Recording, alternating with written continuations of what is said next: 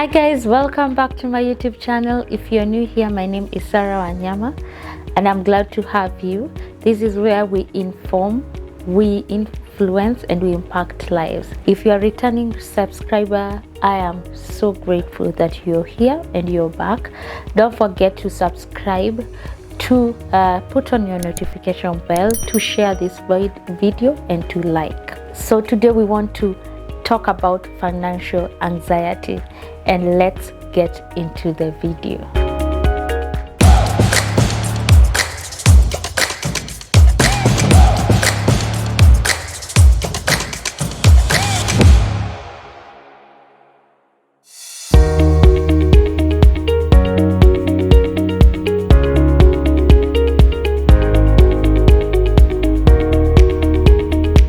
So many Kenyans, millennials, are living paycheck to paycheck. They are unable to pay their basic needs, or rather, they are unable to meet their needs. We are in so much debt.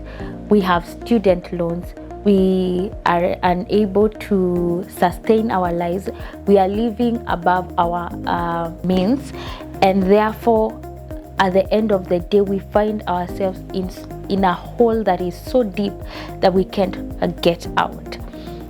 Financial anxiety, I have experienced it. I am still trying to get hold of and around it, and that's why I chose this topic, because it's a topic that people feel ashamed talking about, that they are feeling, they have certain feelings towards money. Money makes them uncomfortable. Talking about money makes them uncomfortable. So what is financial anxiety? It is an obsessive fear of things related to money that can often be debilitating. It can be draining. Obsessive fear, you are always in fear of things related to money. The bottom line is it is not only about money, because people may think that financial anxiety is because of lack of money, but no, it stems out deep. Some people have so much money but they are still anxious. So it's a feeling of worry, fear, or unease about your finances, about your money mindset, about your money well-being, and it constantly makes you worried. It constantly makes you feel afraid or so uneasy. So what are some of the causes of money? As I had said before, that money is not really the underlying issue of financial anxiety. You must check and do some introspection within you and really know what might be causing financial anxiety for you. Some of the causes might be a potential job loss. You might have lost your job and you do not know how now to move forward. This might cause financial anxiety. Number 2, debt. A lot of debt might cause, especially bad debt, might cause a financial anxiety, which is also not really healthy. Number 3, a money misstep, right? Where you have done a mistake, money mistakes before, and it makes you be in a lot of fear. That is where I am. I have done so many money mistakes that finances give me anxiety because of the money mistakes I have made. I am trying to get out of that phase, but I know that money mistakes can make you fear talking about money, or think about it, or really making decisions around money. Number 4, mounting bills or expenses, where bills are mounting, expenses are mounting up, and you are unable, or they are overwhelming you. So to a point that you are unable to make a plan or move forward on how to attack them or get rid of them. Yes, so that is one of the causes. Another thing, a lack of personal finance education. Some of us have a lot of anxiety, not because of anything, just because they do not have knowledge about basic things about finances, things that we may think it's basic for them.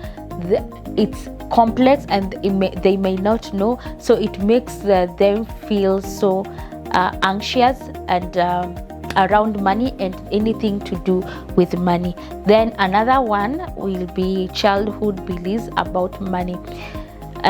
So many books or so many people have talked about how our money mindset is majorly developed by or how we were brought up as we grew up. So our upbringing really affects our financial mindset or our money mindset, how our parents told us or people who are around us told us what money is. If they instilled fear, that's what we'll carry forward. If they instilled worry about money, where they constantly told you there is no money, or you saw them struggle, or you saw your guardians struggle get money for basic needs, and this might be a cause of financial anxiety.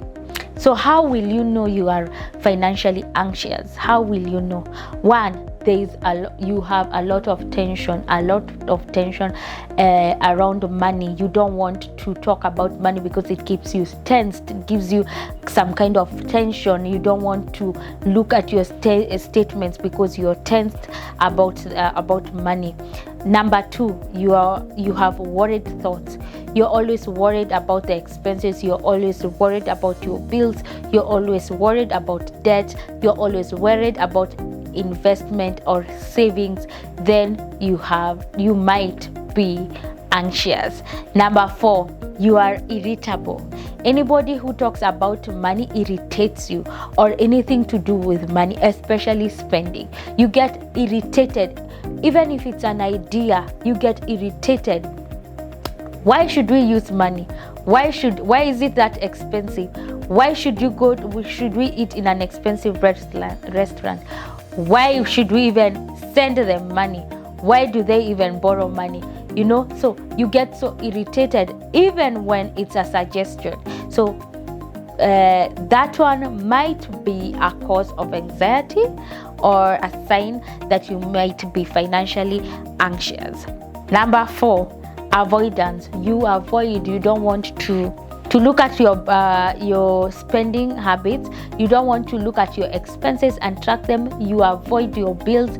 You avoid your debts. You want to block that side of your life. So when you are avoiding your financial responsibility, then you need to check whether you're financially anxious. Number five, you're hyper vigilant about tracking every coin, saving. That one is tied with number six, or obsessed. Let's first deal with number five. You see, contrary to what we think, sometimes overdoing things may be a cause of harm than good. So sometimes you are so vigilant, you are hyper vigilant about tracking every coin. You want to know where every coin has gone. You want to know where did I lose this coin? Where is this 10 bob? And if you do not track it, you beat yourself. You feel guilty. Then that's a problem. You need to check. Yeah, you need to check whether you're anxious. Number six, obsessed about saving. You oversave.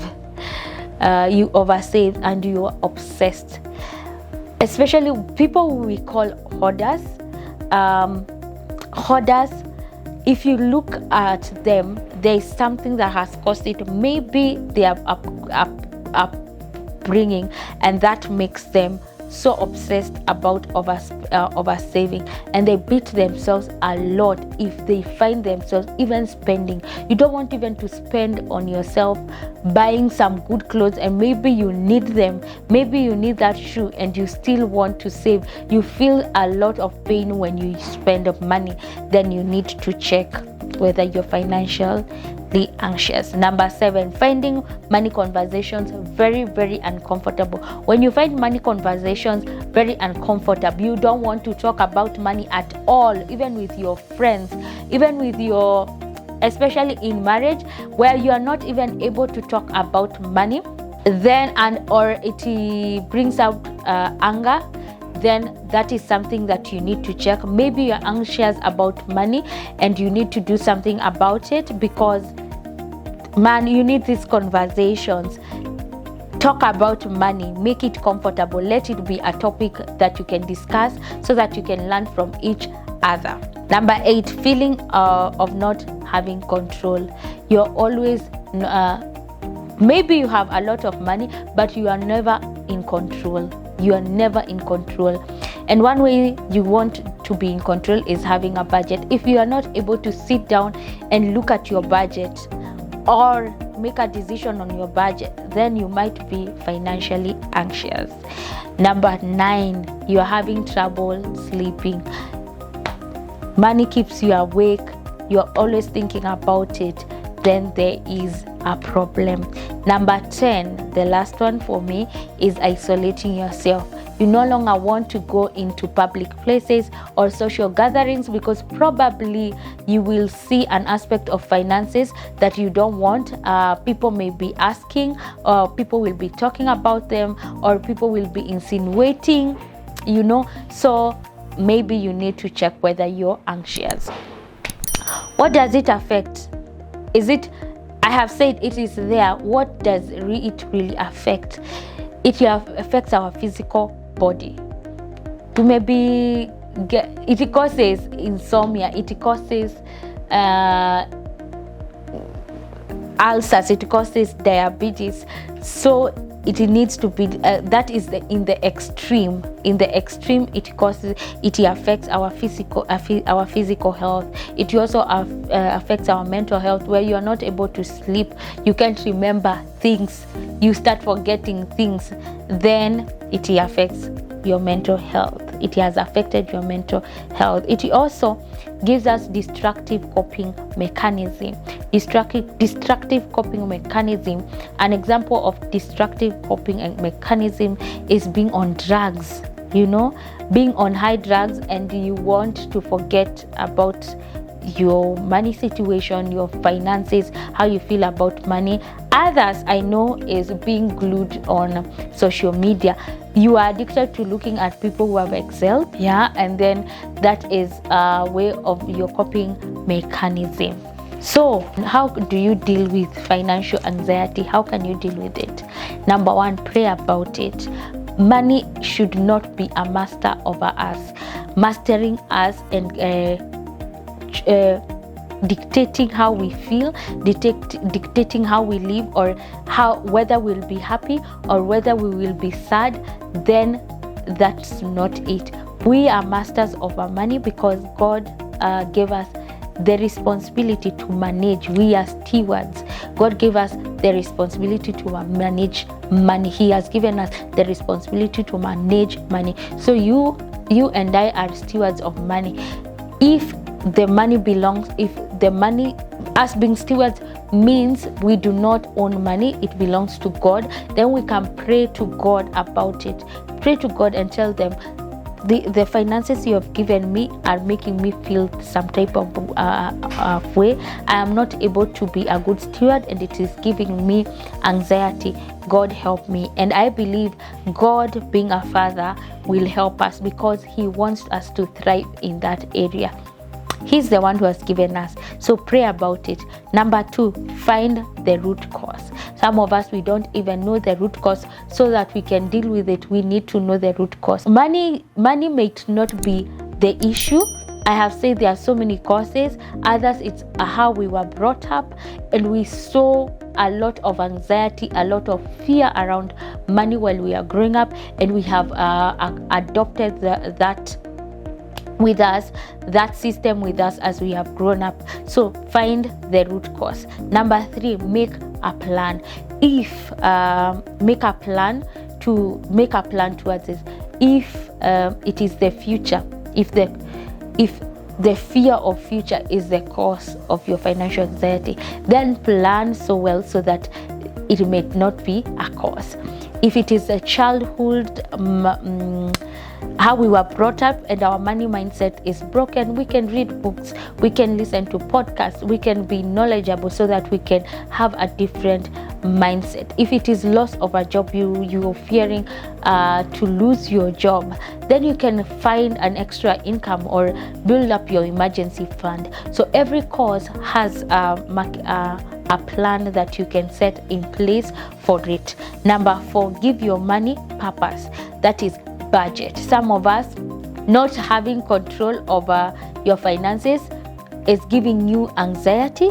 Then budget, have a plan, give your money purpose. I have said time and time again that idle money is borrowing money. Borrowing money is lost money. So if you don't give your money purpose, if you don't tell your money, where it should go, then you have lost that money. You will not have control over that money. If it doesn't have purpose, then it will not accomplish things that it's intended to accomplish. Number 5, track your money and look at your financial accounts or bank statements regularly. You need to know where your money is going to be to have control over it. Where you spend your money most, where you're likely to spend your money. Look at your financial statements. We need to look at your financial statements regularly to know the numbers. When we know the numbers, we are able to manage the anxiety.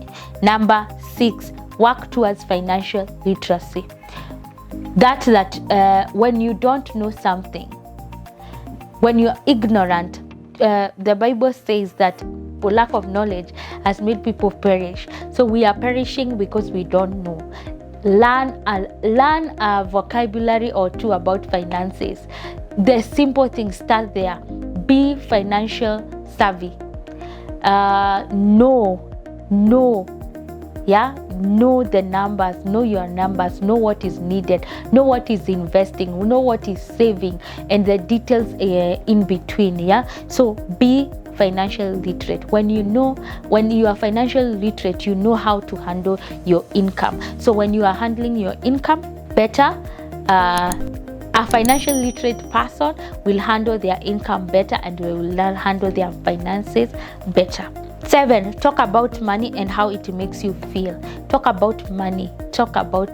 Maybe lack of it makes you fear. Lack of it has brought you low self-esteem. Talk about it.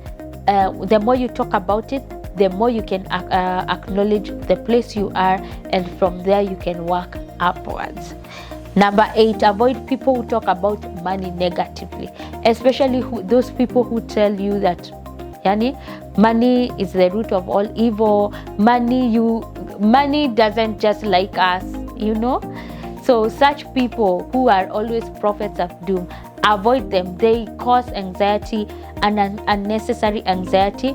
Everyone deserves to have money. So anyone who says that you are doomed, then avoid them. Number 9, stop comparing.